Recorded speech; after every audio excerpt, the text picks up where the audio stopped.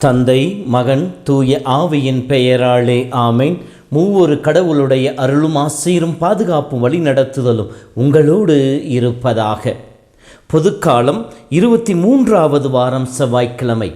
இறையேசுவில் என் அன்பார்ந்த சகோதர சகோதரிகளே, உங்களை நன்மைகளால் நிறைக்கின்ற கடவுள் இந்த நாள் முழுவதும் தன் அன்பு கரத்திலே தாங்கிடுவாராக.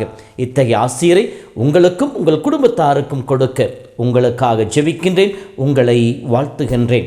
அன்பு சொந்தங்களே, ஒரு கை அசைந்தால் ஓசை வராது, இரு கையும் அசைந்தால் தான் ஓசை வரும் என்று சொல்லுவார்களே, அதை போல நம்முடைய அன்றாட ஆன்மீக வாழ்விலும் இறைவனோடு இணைந்து இசைந்து நாம் செய்கின்ற போது மட்டுமே, செயல்படுகின்ற போது மட்டுமே நம்முடைய ஆன்மீக வாழ்விலே வளர்ச்சியும் ஆண்டுடைய அற்புதமான கொடைகளை நம் வாழ்விலும் பெற்றுக்கொள்ள முடியும். இதோ இந்த நாளிலே கடவுளுடைய அசைவு எப்படிப்பட்டதாக இருக்கின்றது, அந்த அசைவின் வழியாக வந்த ஆசீர்வாதங்களை நாம் பெற்றுக்கொள்ள வேண்டுமெனில் நம்முடைய அன்றாட குடும்ப வாழ்விலே, நம்முடைய அன்றாட ஆன்மீக வாழ்விலே நம்முடைய அசைவு எப்படிப்பட்டதாக இருக்க வேண்டும் என்பதையும் நமக்கு சொல்லி காட்டுகின்றது. முதலிலே ஆண்டோடைய அசைவு எப்படிப்பட்டதாக இருக்கிறது என்று சொல்லி பார்க்கின்ற பொழுது, நாம் இறந்தவர்களாக இருந்தோம் எனில் ரோமர் புத்தகம் 6:23 சொல்லப்படுகின்றது, பாவத்தின் சம்பளம் மரணம் என்று சொல்லப்படுகின்றது. பாவம் செய்கின்ற ஒவ்வொருவரும் பாவத்திற்கு அடிமை என்றே சொல்லுகின்றார். அப்படி என்றால் பாவத்தின் வழியாக அடிமைகளாக இருளிலே இறப்பின் நிலையிலே வாழ்ந்து கொண்டிருந்த நமக்கு ஒளியாக இறைமகன் இயேசு நம்மை தேடி வந்தார். நம்ம தன்னுடைய உயிர்ப்பின் வழியாக நம் ஒவ்வொருவருக்கும் உயிர் கொடுத்தார் என்று சொல்லுகின்றார்.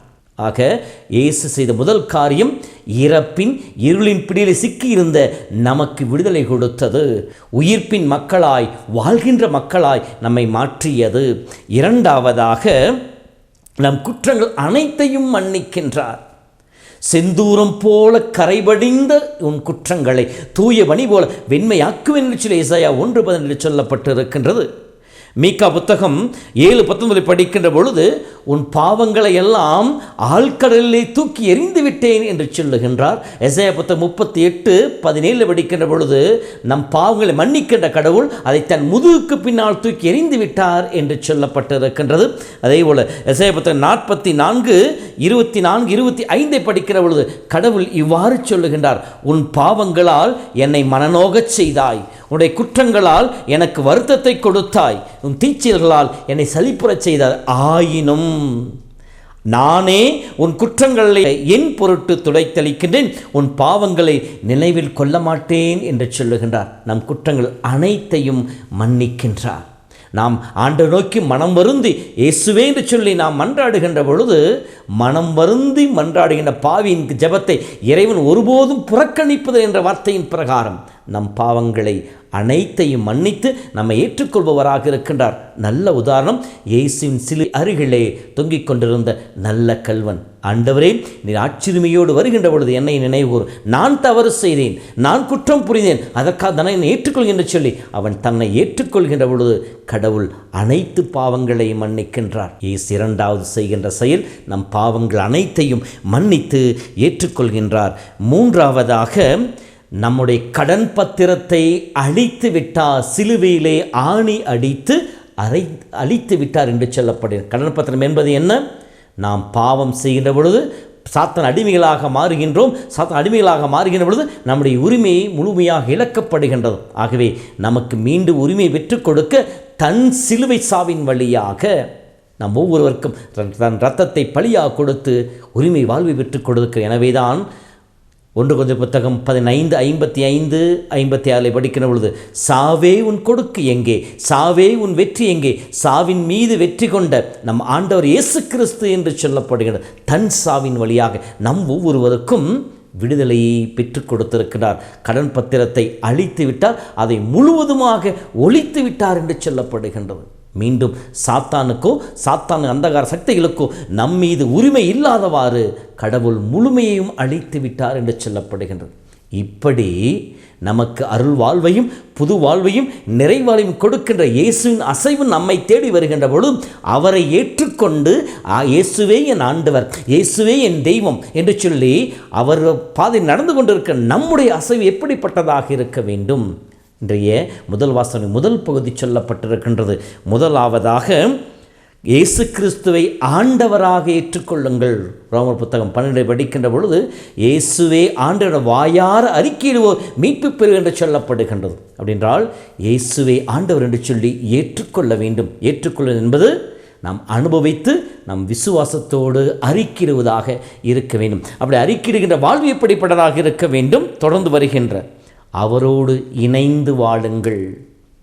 கிறிஸ்துவோடு இணைகின்ற ஒவ்வொருவரும் புது படைப்பாக மாற்றப்படுகின்ற சொல்லி 2 கொரிந்தியர் 5:17 சொல்லப்பட்டிருக்கிறது. அப்படின்றால் நான் கிறிஸ்துவோடு இணைந்திருக்க வேண்டும். கிளையாகிய நான் கொடியாகிய கிறிஸ்துவோடு இணைந்திருந்தால் தான் பலன் கொடுக்கக்கூடிய வாழ்வாக என்னுடைய வாழ்வு இருக்கும். அதை தான் யோவான் புத்தகம் 15 சொல்கின்றார். கிளையாகி நீங்கள் கொடியாகி என்னோடு இணைந்திருந்தால் பலன் கொடுப்பீர்கள், என்னை பிரிந்து உங்களால் ஒன்றும் செய்ய முடியாது என்று சொல்லுகின்றார். நாம் இயேசுவோடு இணைந்திருக்கிறவர்களாக இருக்க வேண்டும். எப்படி இணைந்திருப்பது?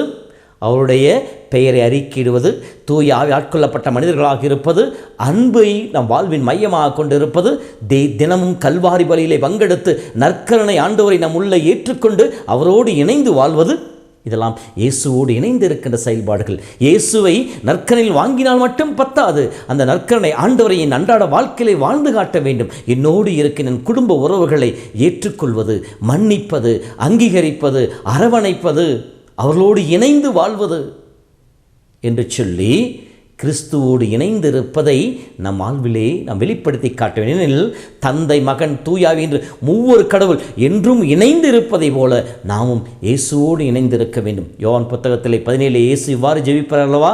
தந்தாய், நான் உம்முள்ளும் நீர் என்னுள்ளும் இருப்பதை போல இவர்களும் நம்முள் இருப்பார்களாக என்று சொல்லி ஜெபிப்பாரதை போல நாம் என்றும் கிறிஸ்துவில் வாழ்பவர்களாக இருக்க வேண்டும்.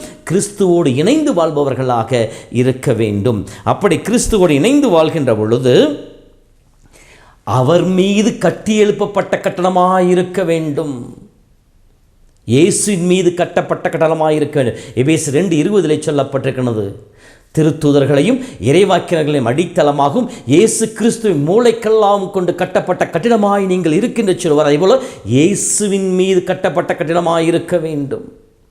மத்தேயு செய்தி 7:24 இருக்கிற வசனங்களை படிக்கின்ற பொழுது, பாறையின் மீது கட்டப்பட்ட கட்டிடம் மழை பெய்தது, பெரு வெள்ளம் பெருக்கெடுத்து ஓடியது, அதாவது வீட்டின் மீது மோதியது, ஆனால் அழிவு ஏற்படவில்லை என்ற வார்த்தை கேட்ட போல நாம் இயேசுவின் மீது கட்டப்பட்ட கட்டிடமாக இருக்க வேண்டுமெனில் அப்படி வாழ்கின்ற பொழுது நம்மை சூழ்ந்து துன்பங்கள் வரலாம், துயரங்கள் வரலாம், தோல்விகள் வரலாம், நம் குடும்பத்தில் கஷ்டங்கள் வரலாம், பொருளாதார சிக்கல்கள் வரலாம்.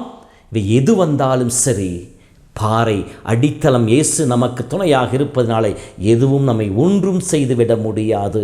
அதுதான் திருப்பால் 91 படிக்கிறோம். உன் பக்கம் 1000 விழுந்தாலும் உன் வலப்பக்கம் 16,000 விழுந்தாலும் எதுவும் உன்னை தாக்காது, வாதின் கூடாரத்தை நெருங்காது, தீமை உன் உறைவிடத்தை அணுகாதெனில் நீ ஆண்டவரை உன் புகழமாக்கி கொண்டிருக்கின்றாய், உன்னதரை நீ உன்னுடைய பாதுகாப்பாக கொண்டிருக்கின்ற சொன்ன வார்த்தை கேட்டபோல நாம் இயேசுவின் மீது கட்டப்பட்ட கட்டணமாக இருக்க வேண்டும். நம்முடைய அன்றாட வாழ்விலே நாம் சந்திக்கின்ற ஒவ்வொரு போராட்டங்களிலும் எத்தனை கஷ்டங்கள், ஒவ்வொரு நாள் காலை கண் விழித்தது கண்ணுறங்க செல்லும் வரைக்கும் எத்தனை போராட்டங்கள் நம்முடைய வாழ்வில் இருக்கின்றன. புரிந்து கொள்ள முடியாத நிலைகள், ஏற்றுக்கொள்ள முடியாத நிலைகள், அங்கீகரிக்க முடியாத நிலைகள், ஈகோ, நான் நீ என்கின்ற போட்டி மனப்பான்மைகள், நீயா நானா என்கின்ற அந்த வாக்குவாதங்கள், இதெல்லாம் அன்றாட வாழ்வில் நடந்து கொண்டிருக்கின்றன. இதன் மத்தியிலே இந்த தீமையை சாத்தான் விதிக்கின்ற பொழுது இதிலிருந்து விடுதலை பெற வேண்டுமெனில் நாம் இயேசுவின் மீது அடித்தளமாக கொண்ட அந்த கட்டப்பட்ட கட்டிடமாய் இருக்க வேண்டும். அப்படி நாம் வாழ அழைக்கப்படுகிறோம். அடுத்ததாக விசுவாசத்தில் உறுதியாய் நிலைத்திருங்கள். கற்றுக்கொண்ட விசுவாசத்தில் நாம் இளமையிலே நாம் ஞானோதேசம் படிக்கின்ற பொழுது மூவர் கடவுளை பற்றி, திருச்சபை பற்றி, திருவருட்சாதனங்களை பற்றி, தூய ஆவியானவரை பற்றி படிக்கின்றோம். அன்று படித்தது எந்த அளவிற்கு நாம் நம்பிக்கையாக மாற்றுகின்றோம்.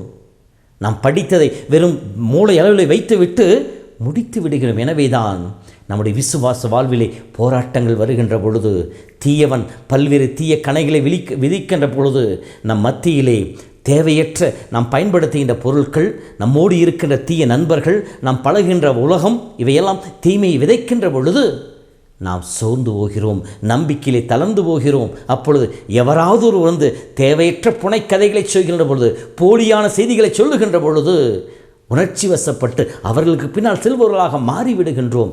தாய் திருச்சபை புறக்கணிப்பவர்களாக, தாய் மரியை புறக்கணிப்பவர்களாக, திருச்சபையின் கோட்பாடுகளுக்கு எதிராக செயல்படுபவர்களாக மாறிப்போயின் காரணம் நம்முடைய விசுவாசம் நிலைத்ததாக இல்லை.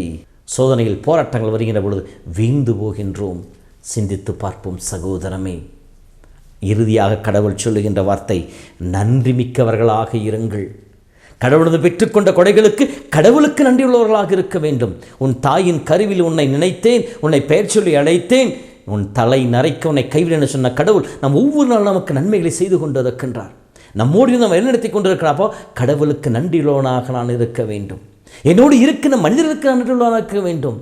ஏனெனில் என்னுடைய தாய் தந்தை வழியாக, என்னுடைய உடன் பிறந்தவர்கள் வழியாக, உற்றார் உறவுகள் வழியாக கடவுள் என்னை நாளும் நடத்தி கொண்டிருக்கின்றார். என் தேவையை சந்திப்பதற்கு, என்னோட அன்றாட தேவைகளை நான் பூர்த்தி செய்து கொள்வதற்கு என் கடவுள் எனக்கு என் உறவுகள் வழியாக எனக்கு துணை புரிந்து கொண்டிருக்கிறார் என்றால் என் கடவுளுக்கு நன்றி செலுத்துகிற அதே வேளையிலே என்னோடு வாழ்ந்து கொண்டிருக்கின்ற என் குடும்ப உறவுகளுக்கு நான் நன்றியுள்ளவனாக இருக்க வேண்டும். என் பெற்றோர்களுக்கு நான் நன்றியுள்ளவனாக நான் வாழ வேண்டும். என் பெற்றோர்களுக்கு நான் மதிப்பை கொடுத்து அவர்களை நான் மகிழ்விப்பவனாக இருக்க வேண்டும். இதுதான் நன்றியுள்ள மக்களாக வாழ்வதையின் வெளிப்பாடு. இப்படி நாம் வாழ்கின்ற பொழுது நம்முடைய கிறிஸ்தவ வாழ்வு பலன் கொடுக்கக்கூடியதாக இருக்கும். கிறிஸ்துவோடு இணைந்து நம்முடைய இசைவும் ஒன்றாக இணைவதினாலே அங்கே ஓசை எழுப்பப்படுகின்றது, இறைப்புகழ் பாடப்படுகின்றது, இறை ஆசி அற்புதமாக பொழியப்படுகின்றது. அன்பு சொந்தங்களே, நம்முடைய வாழ்விலே நினைத்து பார்ப்போம். கிறிஸ்துவோடு இணைந்து நாமும் இசைந்து செயல்படுவோம். நம்முடைய வாழ்வை சத்தமுள்ள, இறைப்புகழ் உள்ள, இறை ஆசி நிறைந்திருக்கின்ற வாழ்வை அமைத்துக் கொள்வோம். கடவுள் நம்மையும் நம் குடும்பத்தையும் அதன் வழியாய் நாம் ஜெபிக்கின்ற எல்லா மக்களையும் ஆசீர்வதிப்பாராக. ஆண்டவர் உங்களோடு இருப்பாராக. எல்லாம் வல்ல இறைவன் தந்தை, மகன், தூய ஆவி உங்களை உங்கள் குடும்பத்தை நிறைவாய் ஆசீர்வதிப்பாராக. ஆமேன்.